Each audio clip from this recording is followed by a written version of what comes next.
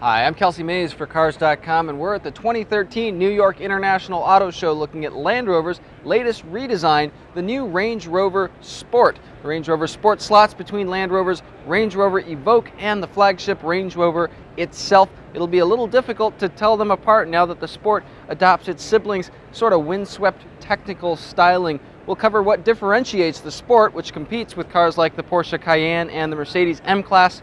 Come join us. Range Rover Sport actually looks a little more like the Evoque than the Range Rover if you look closely. Things like vertical sections here where the fog lights go. If you come along the side, an easy way to tell the three vehicles apart actually is to look at the belt line. The Range Rover Evoque has a very sharply rising belt line. The Range Rover has a very flat belt line. The Sport has kind of a one that goes in between, rises very gently. Let's take a look inside and see how that affects visibility. It's actually not too bad. The windows don't taper off too much, and so you actually have a lot of visibility looking over your shoulder. The rear head restraints are very big, typical of Land Rover, and they do take up a lot of space if you look straight back.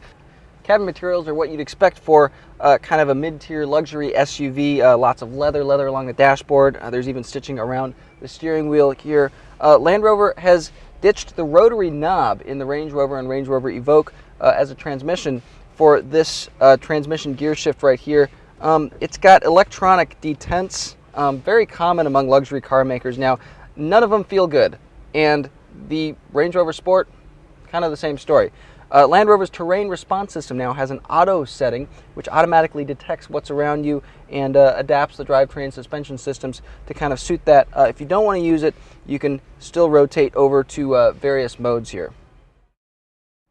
Second row, a little bit tight here with legroom.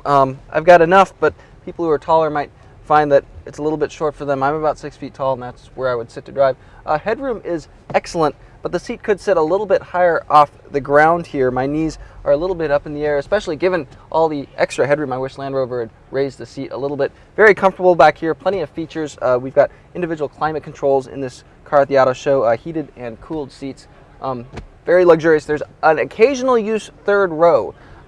Basically, it's for kids or teenagers or something like that. It's optional. Land Rover expects 20–30% of Range Rover Sport shoppers to eventually buy it. A note about engines, there's actually a supercharged V6 now available. There's also V8s, less power than before, but the Range Rover Sport, through the use of extensive aluminum parts, is 800 pounds lighter than the last Range Rover Sport. That means it's quicker and more fuel efficient despite having less power. I hear that's like losing a gorilla. Even in its final year on the market, the old Range Rover Sport outsold the Range Rover and the Range Rover Evoque combined. Its successor arguably has more reason to use the Range Rover name. Land Rover says that it developed both the Range Rover and the Range Rover Sport together, and so there's a lot of shared components as opposed to last time around when the old Range Rover Sport was on a completely separate platform. Stay tuned for more news because the Range Rover Sport goes on sale this August.